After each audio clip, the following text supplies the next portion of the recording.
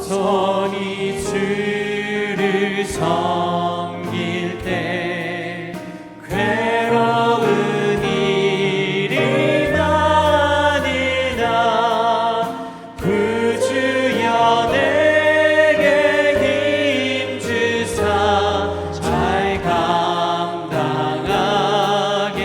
하소서. 인자 한 마리 가지고 사랑을 감화시키며 갈 길을 잃은 무리를 잘 인도하게 하소서. 구주의 귀한 인내를 깨달아 알게 하시고 굳건한 믿음 주셔서 늘 승리하게 하소서. 장래의 영광 비추사 소망이 되게 하시며 구주와 함께 살면서 참 평강 얻게 하소서. 아멘.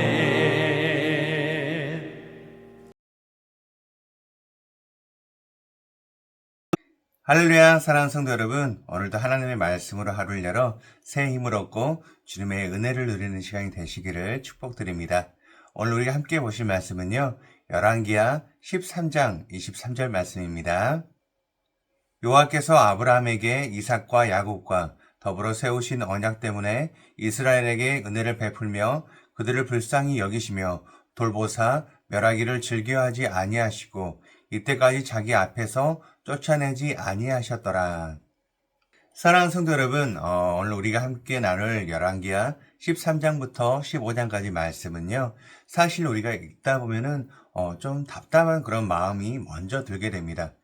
사람이 어쩌면 이렇게 안 변할까 싶거든요. 하지만 그 답답한 끝에는 우리를 포기하지 않으시는 하나님의 사랑을 만나게 됩니다. 오늘 본문인 열왕기하 13장부터 15장까지 말씀은요, 북이스라엘과 남유다의 역사가 아주 긴박하고 어지럽게 돌아가는 시기를 다루고 있습니다. 그 시기를 관통하는 한 문장이 있는데요, 바로 여로보암의 죄에서 떠나지 아니하였더라라는 평가입니다. 왕이 수차례 바뀌고 나라의 주인이 바뀌더라도 하나님이 아닌 다른 것을 의지하는 뿌리 깊은 그 불신앙은 대물림이 되고 있었습니다. 먼저 북이스라엘을 보면은요, 예후 왕조의 여호아하스 왕이 나오게 되는데요, 그는 하나님 앞에 큰 죄를 지어 아람 왕 하사엘에게 처참하게 짓밟히게 됩니다.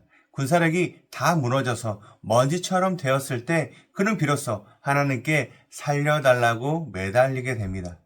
그런데 여러분, 여기서 성경에 놀라운 고백이 나옵니다. 하나님은 그가 과거에 저지른 잘못을 따지지 않으시고 그저 그가 학대받는 고통을 보시고 그 기도를 들으셨다는 것입니다. 하나님은 이스라엘이 예뻐서가 아니라 그들이 너무나 괴로운 상태였기 때문에 아무 조건 없이 구원자를 보내주셨습니다. 그 다음 왕인 요아스 시대에는 영적인 거인 엘리사가 죽음을 맞이합니다. 요아스 왕은 엘리사의 죽음 앞에서 이스라엘의 병거와 마병이여라고 부르짖으며 울었습니다. 나라를 지키는 진짜 힘이 군대가 아니라 하나님의 말씀에 있었다는 것을 뒤늦게 깨달은 것이죠. 엘리사가 죽기 직전까지도 왕에게 화살로 땅을 치라고 하며 아람을 이길 기회를 줍니다. 하지만 왕은 믿음이 부족해 3번만 치고 멈춥니다. 결국 그 믿음의 크기만큼 승리를 거두는 안타까운 모습을 보였어요. 여로보암 2세 때는 이스라엘이 정치적으로는 가장 부유하고 넓은 영토를 가졌습니다. 하지만 이 번영조차 그들이 잘해서가 아니에요. 하나님께서 이스라엘의 고난이 너무 심하고 그들을 도울 리가 아무것도 없음을 보시고 베풀어 주신 긍휼이었습니다. 남유다 또한 마찬가지입니다. 아마샤 왕과 아사랴 왕은 처음에는 정직하게 행해서 복을 받았지만 힘이 세지자 곧바로 교만해졌습니다. 아마샤는 전쟁에서 이긴 뒤 자신감이 넘쳐서 북이스라엘에 싸움을 걸었다가 포로가 되는 수모를 겪었고, 아사랴는 제사장만 할 수 있는 일을 자기가 직접 하려고 하다 평생 나병 환자로 살게 됩니다. 이 모든 역사의 끝에서 우리는 이런 질문을 하게 돼요. 이렇게 못난 인간들을 왜 하나님은 끝까지 붙들고 계실까? 그 답은 13장 23절에 있습니다. 23절 말씀 읽겠습니다. 여호와께서 아브라함과 이삭과 야곱과 더불어 세우신 언약 때문에 이스라엘에게 은혜를 베풀며 그들을 불쌍히 여기시며 돌보사 멸하기를 즐겨하지 아니하시고 이때까지 자기 앞에서 쫓아내지 아니하셨더라. 하나님께서 조상들과 맺은 언약 때문이라는 것입니다. 인간의 배신보다 하나님의 약속이 더 강했기에 이스라엘은 소망 없는 중에도 멸망하지 않고 보존될 수 있었습니다. 이제 이 말씀을 믿음으로 받은 성도는 그럼 어떻게 해야 할까요? 첫 번째, 우리가 반복하는 죄 뒤에 숨겨진 결핍을 주님 앞에 솔직하게 내놓습니다. 사람이 왜 자꾸 똑같은 실수를 반복하는지 연구합니다. 그것을 반복 강박이라고 부르는데 사실 우리 또한 그렇지 않습니까? 다시는 화를 내지 말아야지. 다시는 이 유혹에 넘어가지 말아야지 결심하지만 어느새 제자리에 돌아와 있는 우리의 모습을 보게 됩니다. 오늘 본문의 왕들이 여로보암의 죄를 대물림하는 이 모습은 바로 우리의 모습입니다. 우리가 죄를 반복하는 이유는 기능적 구원자를 찾기 때문이에요. 하나님 말고 내 불안을 해결해 줄 무언가를 끊임없이 찾는 것이죠. 이스라엘 왕들에게는 금송아지가 그랬고 우리에게는 돈이나 사람의 인정, 성공이 그렇습니다.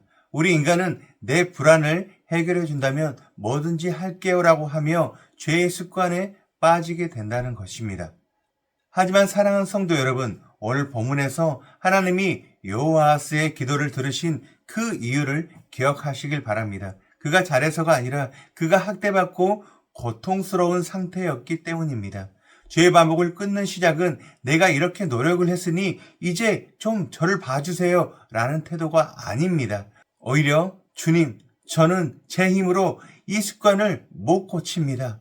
저는 죄를 이기지 못하고 계속해서 당하고 있습니다. 저를 제발 불쌍히 여겨주세요 라고 솔직하게 고백하는 것입니다.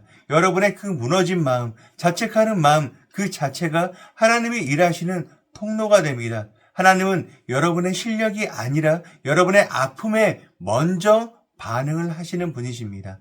두 번째입니다. 성공의 순간이 찾아올 때 나라는 우상을 가장 경계합니다.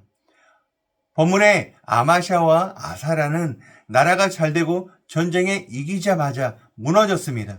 교만이 찾아온 것입니다. 성공은 우리의 자아를 커다랗게 만들어요. 내가 대단한 사람인 것 같고 내 마음대로 세상을 주무를 수 있을 것 같은 환상에 빠지게 만듭니다.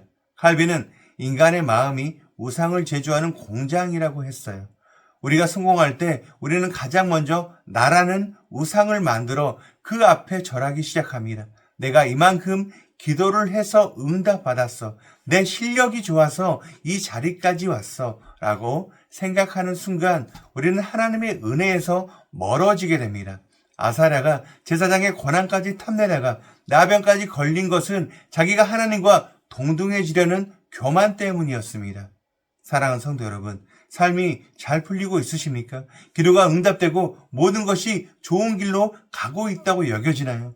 그때가 가장 무릎을 꿇어야 할 때입니다. 그 모든 승리가 하나님의 일방적인 선물임을 고백하시길 바랍니다. 성공의 끝에서 주님을 더 깊이 부르지 않으면 그 성공은 여러분을 파멸로 이끄는 독이 될 것입니다. 하나님은 우리가 대단한 업적을 남기는 것보다 하나님의 도움 없이는 단 1초, 1분도 살 수가 없다는 가난한 마음을 유지하는 것을 훨씬 더 기뻐하세요.